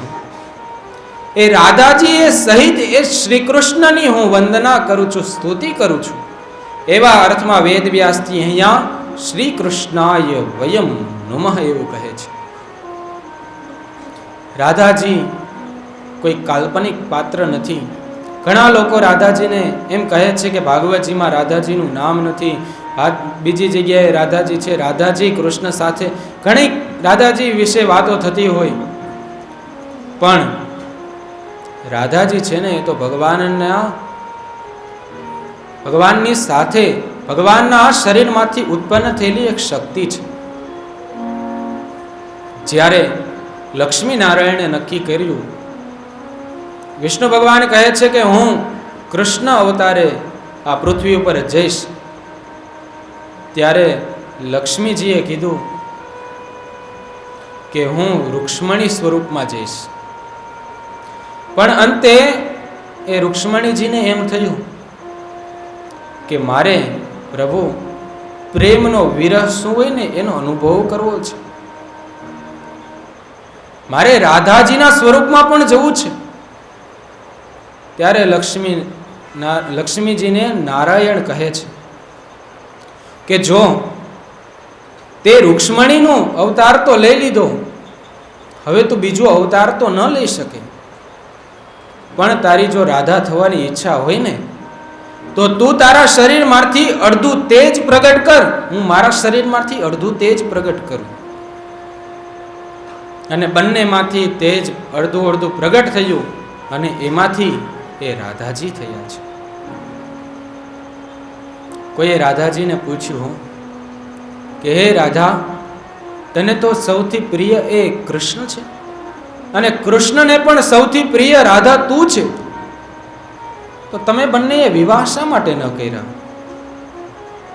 ત્યારે રાધાજીનો ઉત્તર હતો કે તારી વાત તો સાચી છે કે હું એ કૃષ્ણને અતિ પ્રિય છું, એના પ્રાણથી પણ પ્રિય છું. એટલું જ નહીં પણ મને પણ મારો કૃષ્ણ છે ને મારા પ્રાણ કરતા પણ પ્રિય છે. અને તારો જે પ્રશ્ન છે અમે વિવાહ શા માટે ન કર્યા, તો વિવાહ કરવા હોય ને તો તું સાંભળ કે બે વ્યક્તિની જરૂર પડે. જ્યારે બે વ્યક્તિ હોય ત્યારે વિવાહ થાય. જ્યારે હું અને કૃષ્ણ તો બંને એક છીએ. એમાં અમે વિવાહ કઈ રીતના કરીએ? પણ બ્રહ્મ વૈવર્ત પુરાણમાં કથા આવે છે કે રાધાજી અને ભગવાન શ્રી કૃષ્ણના પણ વિવાહ સ્વયં બ્રહ્માજીએ કરાવેલા છે. એટલે એ રાધિકાએ સહિત ભગવાન શ્રી કૃષ્ણની હું સ્તુતિ કરું છું. એવા અર્થમાં વેદવ્યાસજી અહીંયા શ્રી કૃષ્ણાય વયમ નુમઃ એવું કહે છે. આ જ શ્લોકમાં 3 વિશેષણો આપ્યા છે. સચ્ચિદાનંદ રૂપાય, વિશ્વોત્પત્યાદિ હેતવે અને તાપત્રય વિનાશાય. આ 3 જે વિશેષણો આપ્યા છે એમાં પણ કંઈક વિશિષ્ટતા છે. એક છે ભગવાનની કૃતિ, એક છે ભગવાનની આકૃતિ અને ત્રીજી છે ભગવાનની પ્રકૃતિ. એટલું જ નહીં, ભગવાનનું સ્વરૂપ, સામર્થ્ય અને સ્વભાવ, આ ત્રિવેણીનો સંગમ આ શ્લોકમાં કરવામાં આવ્યો છે. એટલું જ નહીં, જ્ઞાની, વિજ્ઞાની અને અજ્ઞાનીઓ માટે આ શ્લોક તે પ્રેરણાદાયક શ્લોક છે. એમાં જ્ઞાનીઓ માટે જો આ શ્લોકમાં કોઈ વિશેષણ હોય ને તો એ છે સચ્ચિદાનંદ રૂપાય. ભગવાનનું સ્વરૂપ કેવું છે તો કે સત, ચિત અને આનંદમય ભગવાનનું સ્વરૂપ છે. સત એટલે શું? સત એટલે કે જે સામાન્ય સરળ અર્થ કરીએ તો સતનો એટલો અર્થ થાય કે જેમાં કંઈક ઉમેરવાથી વધે નહીં ને કંઈક લેવાથી ઘટે નહીં, એનું નામ સત કહેવાય. સમુદ્ર છે એમાં અનેક એવી નદીઓ ભળે છે ને, ગંગાજી, યમુનાજી, કેટલી નદીઓ છે અને કેટલો પ્રવાહ એ સમુદ્રમાં જાય છે, પણ સમુદ્રમાં કંઈ વધારો ઘટાડો નથી થતો. તો એ સત તત્વ છે. આજે સૂર્યનો પ્રકાશ એ સેકન્ડમાં પોતાનો અનેક ગણો પ્રકાશ તે છોડે છે, એમાંથી હિલિયમ ઉત્પન્ન થાય છે, પરંતુ એ સૂર્યનું તેજ ક્યારેય ઓછું નથી થતું ને, તો સૂર્યને સત કહી શકાય. તો એમ પરમાત્માનું સ્વરૂપ તે સત સ્વરૂપ શા માટે? અહીંયા બેસી ભગવાનના સ્વરૂપના દર્શન કરીએ, જેટલા દર્શન કરીએ ને એટલી એમાંથી નવીનતા પ્રાપ્ત થાય. પણ ભગવાનના સ્વરૂપમાં કંઈ ખૂટે નહીં હો, કારણ કે ભગવાનનું સ્વરૂપ તે સત સ્વરૂપ છે, ભગવાન શ્રી કૃષ્ણ. અને જે સત ન હોય ને એમાં બધું નાશ થઈ જાય. ઘરે દૂધ પડ્યું હોય અને કોઈ કોફી બનાવવાની થાય, ચા બનાવવાની થાય, અથવા તો દૂધ બનાવવાનું થાય તો એનો આપણે ઉપયોગ કરીએ તો દૂધ છે ઓછું થઈ જાય. ઘરે ભરેલી એ પાણીની ટાંકી હોય એમાંથી પાણીનો ઉપયોગ કરીએ તો એ ઓછું થઈ જાય. તો એ સત નથી. સતનો સામાન્ય નિયમ કે જેમાં કંઈક ઉમેરવાથી વધે નહીં ને લેવાથી ઘટે નહીં, એનું નામ સત કહેવામાં આવે છે. ત્યારબાદ છે સત સ્વરૂપ, ચિદ સ્વરૂપ ભગવાનનું છે. ચિદ એટલે કે જ્ઞાન, ચૈતન્ય, કે જેમાં જ્ઞાન રહેલું છે. દરેક વસ્તુમાં ચૈતન્ય છે, દરેક વસ્તુમાં જ્ઞાન છે. આજે તમે કોઈ નિર્જીવ પદાર્થને જોવો તો એમાં પણ તમને અનેક એવા જ્ઞાન થાય છે. તો અહીંયા સાબિત થાય છે કે ભગવાન છે એ બધી જગ્યાએ રહેલા છે. યત સ્યાત સર્વત્ર સર્વદા, ભગવાન બધી જગ્યાએ રહેલા છે ને સર્વદાની માટે રહેલા છે. એ ભગવાનનું ચિદ સ્વરૂપ છે, આનંદ સ્વરૂપ. આનંદ સ્વરૂપ એટલા માટે કારણ કે આનંદ એક ગુજરાતીનો એવો એક શબ્દ છે કે આજ સુધી એનો કોઈ વિરુદ્ધાર્થી શબ્દ નથી. સુખ છે તો દુઃખ, રાત્રિ છે તો દિવસ, પણ આનંદનો વિરુદ્ધાર્થી કોઈ એક શબ્દ નથી. તો એવું આનંદમય સ્વરૂપ ભગવાન શ્રી કૃષ્ણનું છે. સચ્ચિદ આનંદ સ્વરૂપ ભગવાન છે. તો આ જે સ્વરૂપ છે એ જ્ઞાનીઓ લોકો સ્વીકાર કરે છે, વિદ્વાન લોકો આ સ્વીકાર કરે છે. એમ કહે છે સતમાંથી ચિદ ઉત્પન્ન થાય, જ્યારે જ્ઞાન થાય ત્યારે આનંદની અનુભૂતિ થાય છે. વિદ્વાન લોકો આ મતને સ્વીકારે છે. સચ્ચિદાનંદ રૂપાય એ ભગવાનનું સ્વરૂપ છે, ભગવાનની આકૃતિ છે અને એ જ્ઞાની લોકો માટે છે. ત્યારબાદ બીજું જે વિશેષણ છે, વિશ્વોત્પત્યાદિ હેતવે, વિશ્વની ઉત્પત્તિ સ્થિતિ અને લય કરનાર જે છે એ ભગવાન શ્રી કૃષ્ણ છે. વિશ્વની ઉત્પત્તિની જ્યારે વાત આવે ને, આ જે સ્વરૂપ છે ભગવાનનું, એ ભગવાનનું સામર્થ્ય દર્શાવે છે, એ ભગવાનની કૃતિ દર્શાવે છે. અને આ વૈજ્ઞાનિકો માટે છે. વિશ્વોત્પત્યાદિ હેતવે વૈજ્ઞાનિકો માટે છે. વિશ્વની ઉત્પત્તિ સ્થિતિ અને લયનો જ્યારે વિચાર વિજ્ઞાન લોકો કરે છે ને, વૈજ્ઞાનિકો, ત્યારે એને સાલ ઓઢીને સૂઈ જવાનું મન થાય. કારણ કે એમાં પોતાની મતિ કંઈ કામ ન કરે. ઉત્પત્તિની વાત આવે, સ્થિતિની વાત આવે, લયની વાત આવે તો એમાં એ પોતાના વિચારો તે કંઈ કરી જ ન શકે. વિચારનો અંત આવી જાય. અને વિજ્ઞાનને પણ સ્વીકારવું પડે કે આને ઉત્પન્ન કરનાર કોઈક એવી શક્તિ છે, અને એ શક્તિ એટલે આપણે એને ભગવાન શ્રી કૃષ્ણ કહીએ છીએ.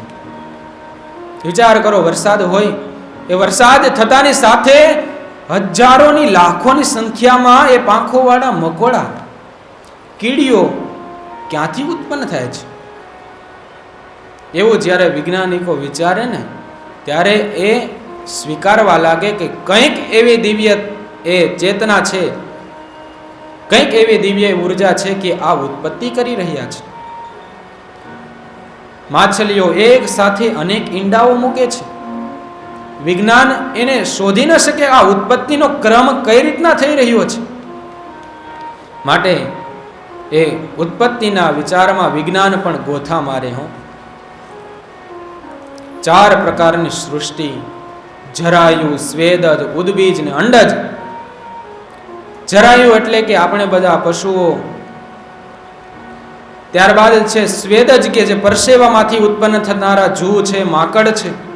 ઉદ્બીજ એટલે કે એ બીજમાંથી, એ જમીનને તોડી અને બીજમાંથી થતા એ વૃક્ષો, છોડ છે, ફળ છે. ત્યારબાદ છે અંડજ જે કે ઈંડામાંથી ઉત્પન્ન થતા જે પક્ષીઓ છે.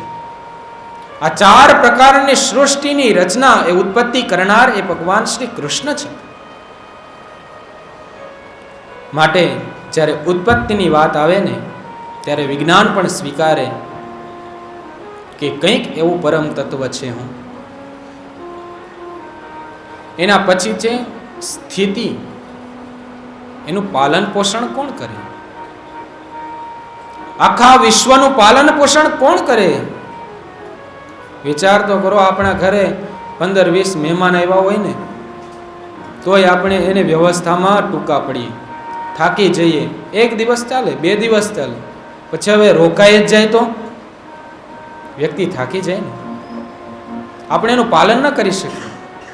અરે આજે આપણા દીકરાનું પણ વ્યવસ્થિત રીતે, સારી રીતે પાલન કરવું હોય ને, તો એ પણ માતા પિતાઓ માટે કઠણ છે. કે પોતાના એ દીકરાનું સારી રીતે સંસ્કારમય પાલન પોષણ કરવું એ ખૂબ મોટો પ્રશ્ન વાલીઓ માટે છે કે આનું પાલન પોષણ કઈ રીતના કરવું. ત્યારે વિચાર કરો કે આપણે 1, 2, 5 નું પાલન ન કરી શકતા હોય ત્યારે એ પરમાત્મા તો અનંત એવા જીવોનું પાલન કરે છે. આપણે કહીએ ને કે ભગવાન આપણને બધાને સવારે ભૂખ્યા ઉઠાડે છે પણ ભૂખ્યા સુવડાવતા નથી.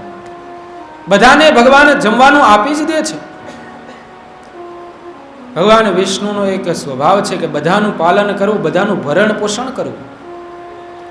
લક્ષ્મીજીને એક વખત પ્રશ્ન થયો કે પ્રભુ, તમે એમ કહો છો હું બધાને ભોજન આપું છું, શું એમાંથી કોઈ બાકી નથી રહેતું, કોઈ ભૂખ્યો નથી રહેતો? ભગવાન વિષ્ણુ કહે એવું બને જ નહીં. હું બધાને ભૂખ્યો ઉઠાડું પણ ભૂખ્યો કોઈને સુવા નથી દેતો. લક્ષ્મી માતાએ બીજા દિવસે ભગવાનની પરીક્ષા કરવાનો વિચાર કર્યો અને એક એવી ડબ્બીમાં એક કીડીને બંધ કરી દીધી. સવાર થઈ એટલે કીડીને એ ડબ્બીમાં બંધ કરી દીધી. અને ભગવાન વિષ્ણુ તો ગયા આપણા બધાનું પાલન પોષણ કરી, અને જ્યારે રાત્રિ સમયે જ્યારે ગયા અને ભગવાન ભોજન ગ્રહણ કરવા બિરાજમાન થયા, મુખ પાસે કોળિયો પહોંચ્યો અને લક્ષ્મીજીએ કીધું કે શું તમે બધાને ભોજન કરાવી અને ભોજન કરો છો? ભગવાન કહે હા, મારો એ જ નિયમ છે કે બધાને હું ભોજન કરાવીને ભોજન કરું છું. બધાનું ભરણ પોષણ કરવાની જવાબદારી મારી ઉપર છે. ત્યારે લક્ષ્મીજીએ કીધું કે હજુ એક જીવ ભૂખ્યો છે. ભગવાને તરત એક કોળિયો નીચે રાખી દીધો અને લક્ષ્મીજીને કહે છે ના હો દેવી, એવું ક્યારેય ન બને, એક જીવ પણ ભૂખ્યો ન રહે. ત્યારે લક્ષ્મીજીએ એ ડબ્બી લઈ અને એનું ઢાંકણું ખોલી અને ભગવાનને બતાવે છે કે જોવો, સવારથી લઈ અને અત્યાર સુધી મેં કીડીને આમાં બંધ કરીને રાખી છે, જોવો તમે. ભગવાન વિષ્ણુએ જોયું અને લક્ષ્મી માતાને કહે છે કે દેવી તમે જોવો. લક્ષ્મીજીને કહે છે કે દેવી તમે એમાં જોવો. ત્યારે લક્ષ્મીજીએ આશ્ચર્યથી એક કીડીની સામું એ જોયું ડબ્બીમાં, ત્યારે કીડી ચોખાનો દાણો ખાતી હતી. લક્ષ્મીજી જ્યારે ડબ્બીનો એ બંધ કરવા ગયા ત્યારે પોતાના કપાળમાં લાગેલો ચોખાનો દાણો એ પડી અને ડબ્બીમાં બંધ થઈ ગયો. ત્યારે ભગવાને કીધું કે જો હું કોઈને ભૂખ્યો સુવા નથી દેતો, કોઈને ભૂખ્યો રાખતો નથી. એ પાલનનું કાર્ય ભગવાન શ્રી કૃષ્ણ કરે છે. એટલું જ નહીં, જ્યારે શિવાજી મહારાજ પોતાના ગુરુ એ સમર્થ રામદાસની સાથે જતા હતા ત્યારે કંઈક આવી ચર્ચા ચાલતી હતી. ત્યારે સમર્થ રામદાસે એમ કીધું કે તારા એ પ્રશ્નનો ઉત્તર હું આપું ને એ પહેલા તું આ તલવારનો ઘા છે ને પથ્થર ઉપર કર. અને એ શિવાજી મહારાજે પોતાની તલવાર એ પથ્થર ઉપર પછાડી અને પથ્થરના 2 ભાગ થઈ ગયા. પથ્થરના 2 ભાગ થયા. પથ્થરની વચ્ચે નાની નાની એવી જીવાતો હતી, પથ્થરની વચ્ચે. ત્યારે સમર્થ રામદાસે શિવાજી મહારાજને કહે છે કે જો પથ્થરની વચ્ચે પણ અનેક એવા જીવો રહે છે, વિચાર કર કે એને શ્વાસ, એને ભોજન કોણ પૂરું પાડે છે? આપણે શાલિગ્રામ ભગવાનના તો બધા જે દર્શન કર્યા જ હશે, એમાં પણ શંખ, ચક્ર, ગદા અને પદ્મના ચિહ્ન દર્શાવેલા હોય છે. તો એમ કહેવાય છે કે એ શાલિગ્રામ ભગવાનની અંદર પણ એક એવડો કીટ, એ જીવડો અંદર આવી અને કોતરણી કરે છે. એ શંખની કોતરણી કરે, એ પદ્મની, ચક્રની, ગદાની કોતરણી કરી અને અદૃશ્ય થઈ જાય છે. વિચાર કરો કે એ પથ્થરની વચ્ચે પણ એને ભોજન અને એને શ્વાસ કોણ આપે છે? ત્યારે વૈજ્ઞાનિકોને પણ વિચારવું પડે કે આ કરાવનાર છે ને એ કોણ છે? ભગવાન શ્રી કૃષ્ણ છે. કંઈક એવી પરમ તત્વ છે કે જે પરમ તત્વ આનું પાલન પોષણ કરે છે. વિજ્ઞાનની વાત કરીએ ત્યારે ખબર પડે ભગવાને આપણી જે માનવનું શરીર જે રચના કરી છે, શરીરની રચના કરી એનો જ્યારે વિચાર કરીએ આપણને આશ્ચર્ય થાય હો. આપણને બધાના આપણને શરીરની ખબર ન હોય. શરીરમાં ભગવાને ફેફસા આપેલા છે ને, એ ફેફસા દરરોજના માટે 20 લાખ લીટર હવાને શુદ્ધ કરે છે. એ ફેફસા 20 લાખ લીટર હવાને શુદ્ધ કરે છે. એટલું જ નહીં, એ ફેફસાને જો આપણે ખેંચીએ ને તો ટેબલ ટેનિસ હોય ને એનો અડધો ભાગ તે આવરી લે છે. શરીરનું પણ વિજ્ઞાન અદ્ભુત છે. માનવ શરીરમાં એ રક્ત જે હોય, લોહી જે પરિભ્રમણ કરતું હોય ને સતત, એમ કહેવાય છે કે 1,92,000 કિલોમીટર દરરોજ લોહી આપણા શરીરમાં આટલું પરિભ્રમણ કરે છે. 1,92,000 કિલોમીટર સુધીનું અંતર એ શરીરમાં લોહી આપણા શરીરમાં કાપે છે. એટલું જ નહીં, શરીરમાં સરેરાશ રીતે 5.6 લીટર લોહી હોય છે. એ 5.6 લીટર લોહીને શરીરના નખથી લઈને શિખા સુધી પરિભ્રમણ કરવામાં માત્ર 20 સેકન્ડ લાગે છે. આ ઉત્પત્તિ એ ભગવાનની છે અને એ ઉત્પત્તિને સ્વીકારવા માટે વિજ્ઞાનને પણ નીચું જોવું પડે. એવી જ રીતે ઉત્પત્તિ તો લય, વિનાશ. એ વરસાદમાં એ મકોડાઓ ઉત્પન્ન થાય, સવાર થાય તો બધા જનો વિનાશ હોય, એક સાથે વિનાશ. તો વિનાશ કરનારી એ શક્તિ પણ એ પરમાત્માની શક્તિ છે. આ જ્યારે ભગવાનના પાલન, પોષણ અને સંહારની વાત આવે ત્યારે વિજ્ઞાન પણ વિચારમાં પડી જાય, આશ્ચર્યચકિત થઈ જાય છે. તો એ ભગવાનનું વિશ્વોત્પત્યાદિ હેતવે એ ભગવાનનું સામર્થ્ય દર્શાવે છે. ભગવાનનો સ્વભાવ કેવો છે તો કે તાપત્રય વિનાશાય. ભગવાનનો સ્વભાવ કેવો છે કે તો કે 3 જે તાપ રહેલા છે, 3 તાપનો નાશ કરનાર એ ભગવાનનો સ્વભાવ છે. 3 તાપ એટલે આધિ દૈવિક, આધિ ભૌતિક અને આધ્યાત્મિક. આધિ વ્યાધિ ને ઉપાધિ. ત્યાં તો અધર્મ નહીં હોય ને, પણ શું કહું, એ સ્થાનમાં પણ મને અધર્મ દેખાણો.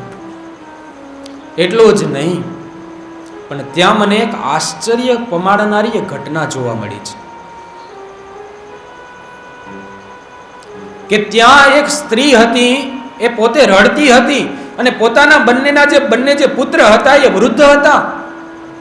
અનેક દાસીઓ તેના પંખાથી હવા નાખતી હતી. મને એવો આશ્ચર્ય થયો, શંકા થયો, પ્રશ્ન થયો. એની બાજુમાં જઈ અને મને પૂછવાનો વિચાર આવે છે, પરંતુ આજુબાજુમાં બધા જ બહેનો હતા એટલે હું ત્યાં ગયો નહીં. દૂરથી જ જોઈ અને પાછળ ચાલતો થયો. એવામાં પેલી જે સ્ત્રી હતી એણે મને જોઈ લીધો અને તરત જ કીધું કે ભો સાધુ ક્ષણમ તિષ્ઠ, કે હે સાધુ મહાત્મા, તમે અહીંયા થોડી ક્ષણ રોકાવ.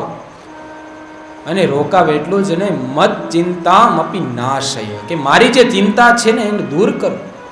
ત્યારે દેવર્ષિ નારદ ત્યાં જાય છે અને પૂછે છે કે તમે કોણ છો ને આ બંને કોણ છે? ત્યારે એ કહે છે કે હું છે ને એ ભક્તિ છું અને મારી ઉત્પત્તિ છે ને ઉત્પન્ન દ્રવિડે સાહમ, કે હું એ દ્રવિડ દેશમાં ઉત્પન્ન થયેલી છું. ઉત્પન્ના દ્રવિડે સાહમ વૃદ્ધિમ કર્ણાટકે ગતા ક્વચિત મહારાષ્ટ્રે ગુર્જરે જીર્ણતામ ગતા, કે મારી ઉત્પત્તિ એ દ્રવિડમાં થઈ,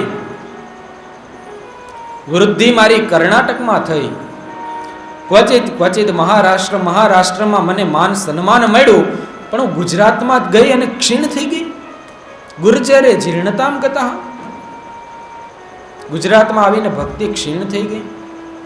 આનો બીજો એક એવો પણ અર્થ નીકળે કે ઉત્પન્ને દ્રવિડે સાહમ, દ્રવિડ કહેતા કે આપણું હૃદય, ભક્તિની ઉત્પત્તિ આપણા હૃદયમાં થાય. વૃદ્ધિમ કર્ણાટકે ગતા, અને એ ભક્તિ હૃદયમાં ઉત્પન્ન તો થાય, પણ એ વૃદ્ધિ કઈ રીતના થાય તો કે કાન દ્વારા થાય. આપણે બધા અહીંયા કથા સાંભળીએ છીએ તો શું કામે? એ ભક્તિની વૃદ્ધિ માટેની છે. વૃદ્ધિમ કર્ણાટકે ગતા, ક્વચિત ક્વચિત મહારાષ્ટ્ર, એ વૃદ્ધિ છે, ભક્તિ છે, મહારાષ્ટ્ર એટલે કે આ મગજના ક્ષેત્રમાં જ્યારે પહોંચે ને ત્યારે માન સન્માન ને અનેક એવા એ પ્રલોભન પણ એમને આવે. એટલું જ નહીં, એ પોતાને જાતને એ પોતે ગૌરવ પણ અનુભવે. પણ અંતે ગુર્જરે જીર્ણતામ ગતા, કે એ ભક્તિ જ્યારે મુખ દ્વારા પ્રગટ થઈ જાય એટલે જીર્ણ થઈ જાય. પાપ અને પુણ્ય એ બંને તમે કોઈની સામે કહી દો ને એટલે નાશ થઈ જાય. એટલે જ કહેવાય છે ને, ભગવાનની સામે, ગુરુની સામે, સદગુરુની સામે જઈ અને પોતાનાથી થયેલા એવા પાપ છે ને સ્વીકારી લેવા જોઈએ.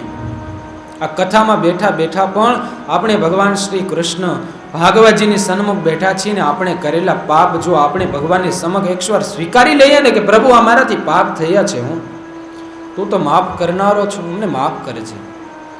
એ પાપનું તમે ગાન કરી દો ને પરમાત્મા એ પાપ તે મુક્તિ કરે છે.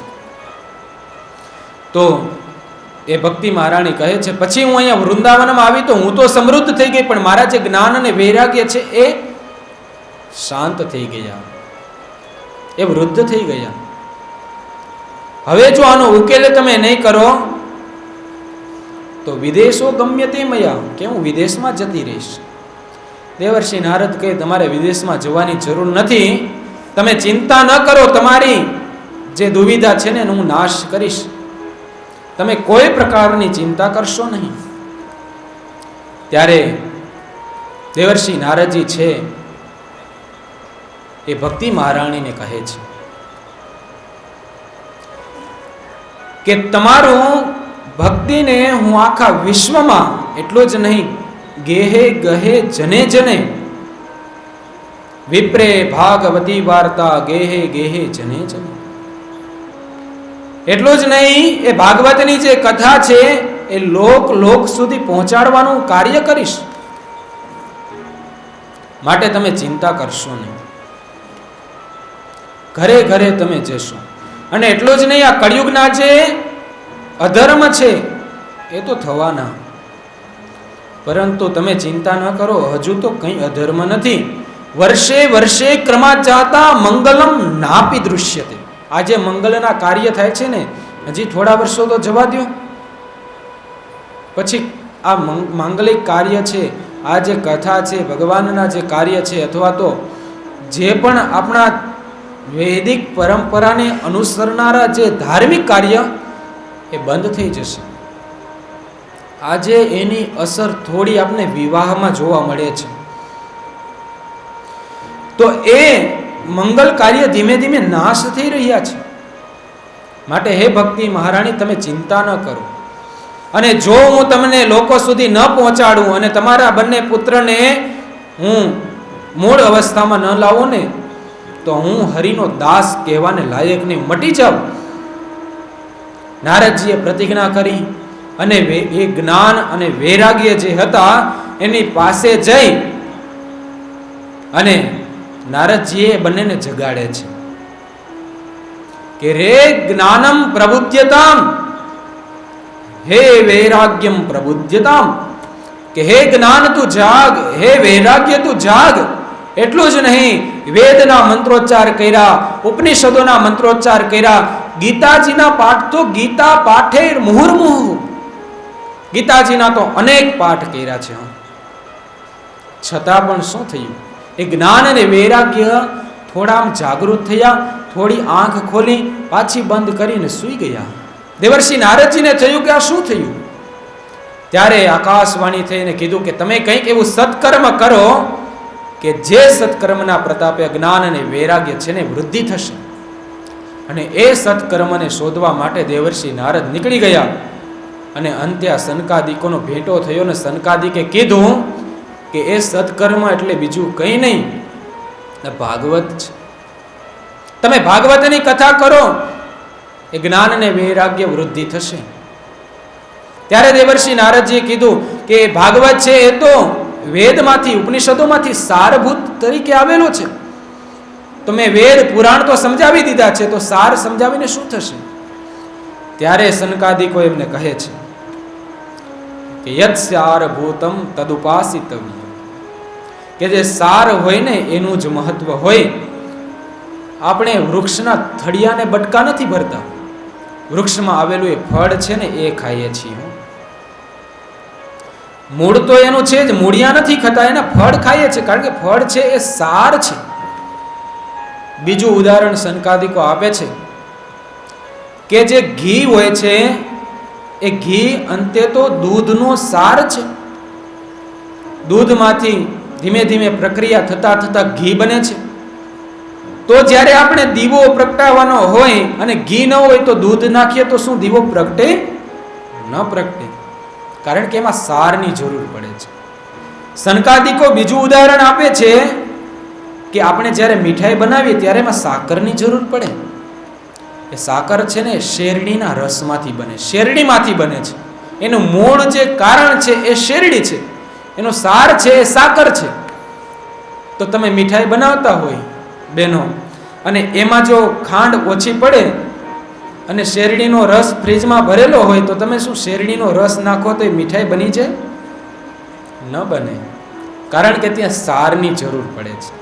ત્યારે સનકાદિકો કહે છે દેવર્ષિ નારદને કે તમે સાર રૂપી ભાગવતજીનું એકવાર ગાન કરાવો, એનાથી સારનું એ શ્રવણ કરશે તો જ્ઞાન અને વૈરાગ્ય એ જાગૃત થશે. અને ત્યારે કયા ક્ષેત્રે શ્રીમદ ભાગવતની કથા કરવી? તો કહેવાય છે કે એ ગંગાજીના તટ ઉપર આવી અને એ ભાગવતજીની કથા કરવાનો પ્રારંભ કરે છે. હરિદ્વારમાં આવી એ આનંદ નામના તટ ઉપર આવી અને ભાગવતજીનો પ્રારંભ સનકાદિકો કરે છે. ઉપર પણ ન ગયા અને વધારે નીચે પણ ના આવ્યા, મધ્ય કેન્દ્ર હરિદ્વાર રાખીને ત્યાં કથા કરે છે કે જેનાથી હિમાલયના યોગીઓ પણ આવી શકે અને નીચેથી પણ બધા લોકો ત્યાં જઈ શકે. અને એ કથાનો પ્રારંભ થયો. જન્માદ્યસ્ય યતોન વયાદિ તરતઃ ચાર્થેષ્વભિજ્ઞ સ્વરાટ એમ કરીને પ્રથમ શ્લોક ધર્મ પ્રોંચિત કેતવોત્ર પરમો નિર્મત્સરાણામ સતામ, દ્વિતીય શ્લોક એમ કરતા કરતા એક પછી એક શ્લોકનું એ ગાન કરી અને એના અર્થ કરી એની કથા એ સનકાદિકે શરૂ કરી. અને તરત જ એ જ્ઞાન અને વૈરાગ્ય હતા ને એ જાગૃત થયા છે. જ્ઞાન અને વૈરાગ્ય જાગૃત થયા એટલે ભક્તિ મહારાણી પોતાના બંને હાથે એ જ્ઞાન અને વૈરાગ્યને પકડી અને જ્યાં કથા ચાલતી હતી ત્યાં આવી ગયા. કથા ચાલતી હતી ત્યાં આવી અને નૃત્ય કરવા લાગ્યા. ભાગવતની કથા શું કરે, ભાગવતનો શું મહિમા છે? તો એ ભાગવતની કથાથી આપણા અંતરમાં ભક્તિ અને જ્ઞાન અને વૈરાગ્યની વૃદ્ધિ થાય છે. તો એ ભક્તિ મહારાણી પોતાના બંને હાથે એ જ્ઞાન અને વૈરાગ્યને લઈ અને કથા મંડપમાં આવી અને ભાવથી પ્રેમથી નૃત્ય કરવા લાગ્યા. અને ભક્તિ મહારાણી છે ઉચ્ચ સ્વરે ભગવાનનું કીર્તન કરે છે. શ્રી કૃષ્ણ ગોવિંદ હરે મુરારે નાથેતી નામાની મુહુર વદંતી. ભક્તિ મહારાણી છે ભગવાનનું કીર્તન કરી અને નાચગાન કરે છે. અને સનકાદિકોને કહે છે કે હું આ કથામાં ક્યાં બેસું? અહીંયા તો જગ્યા નથી. અનેક એવા ઋષિઓ પોતાના સપરિવાર આવી અને બેસી ગયા છે, તો હું ક્યાં બેસું? ત્યારે સનકાદિકોએ કીધું કે તમારે એક સ્થાને બેસવાની જરૂર નથી, તમે આ બેઠેલા દરેક શ્રોતાના હૃદયમાં બિરાજમાન થઈ જાઓ. ભાગવત જે શ્રવણ કરવા આવે તેના હૃદયમાં જ્ઞાન વૈરાગ્ય અને ભક્તિ એ સ્થાપિત થાય છે. એ આ ભાગવતજીની કથા છે. ભાગવતજીની કથા શરૂ થાય, શંખ શબ્દ, નમઃ શબ્દ, શંખ નાદ કરવામાં આવે, નમઃ નમઃ બોલવામાં આવે, હરે હરે બોલવામાં આવે. વારંવાર આનું આવર્તન થાય છે અને એ આવર્તનથી બધા જ શ્રોતાઓ જાગૃત થઈ સાવધાનપૂર્વક એ ભાગવતની કથાનું શ્રવણ કરે છે. અને ભાગવતની કથા જ્યારે શ્રવણ થાય એટલે અંતરમાં એક એવો દિવ્ય આનંદ દીપ જ્યોત પ્રગટ થાય કે જેનાથી આપણું જે અજ્ઞાન છે ને, અંધકાર છે ને, અંધકાર દૂર થઈ જાય. જ્ઞાન રૂપી પ્રકાશ આપણા હૃદયમાં છવાઈ જાય છે. એ આ ભાગવતજીનો મહિમા છે. ભાગવતજીનો પરિચય જો ટૂંકમાં જ લેવો હોય ને તો એટલું જ કહી શકાય કે દરેક પ્રશ્નનું સમાધાન એટલે ભાગવતજી.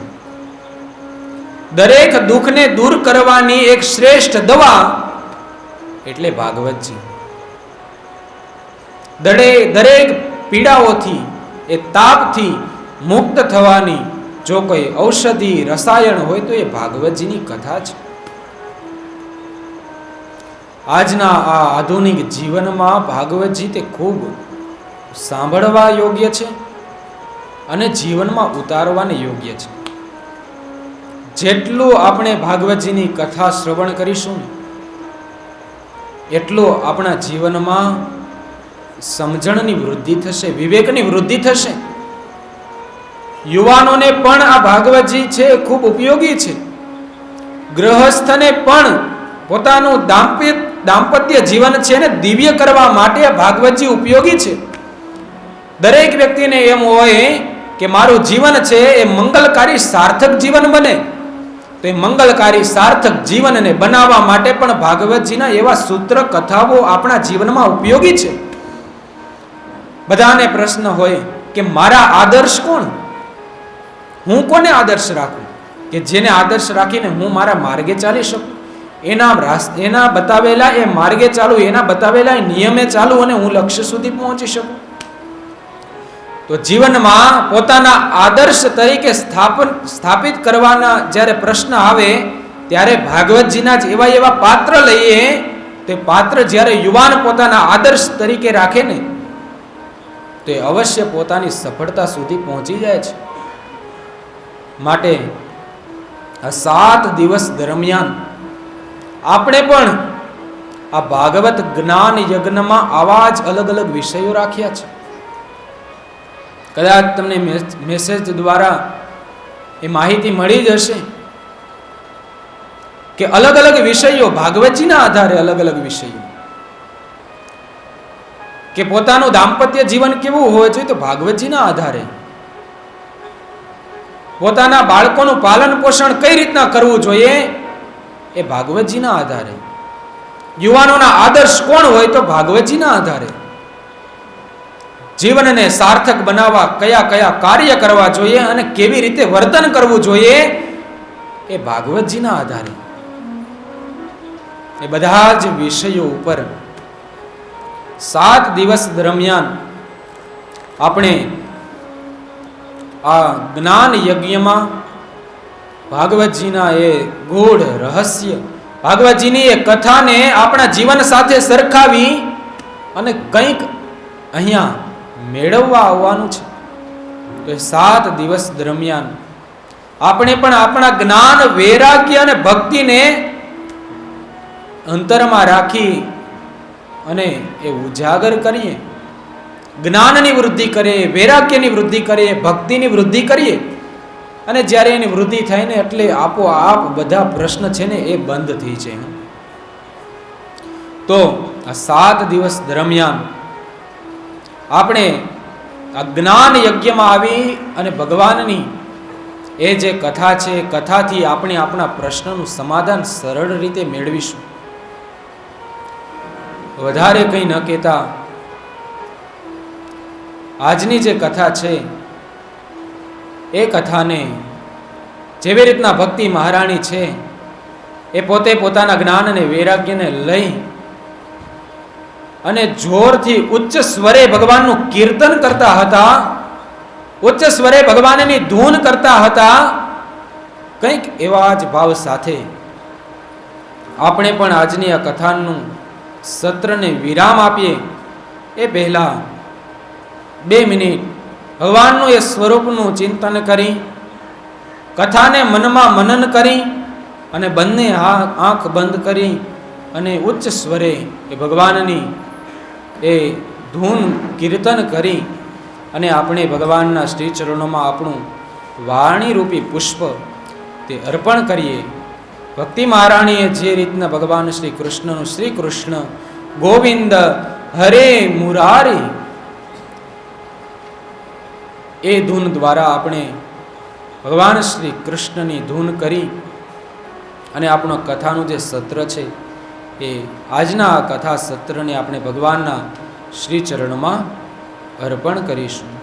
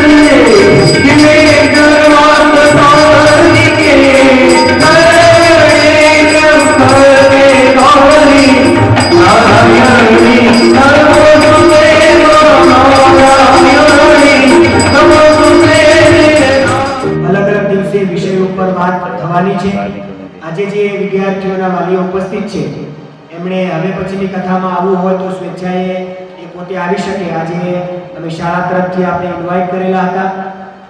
ખૂબ સારી રીતના એવું કહેવાય કે ભગવત ગુણાનુવાદ પ્રસ્તુત થયા. વિશેષ વાત નહીં કરતા પ્રસાદ લઈ અને આપણે બધા ભગવાનનું સ્મૃતિ કરતા અહીંયા ઠાકોરજી બિરાજે છે. દર્શન કરી અને આપણે અહીંયાથી પ્રસાદ લઈ અને જઈ શકો છો. અને કશ્યપભાઈને કહીશ કે સરસ મજાનું એક ભગવાનનું ગીત સંભળાવો. પ્રસાદ બંને બાજુ છે.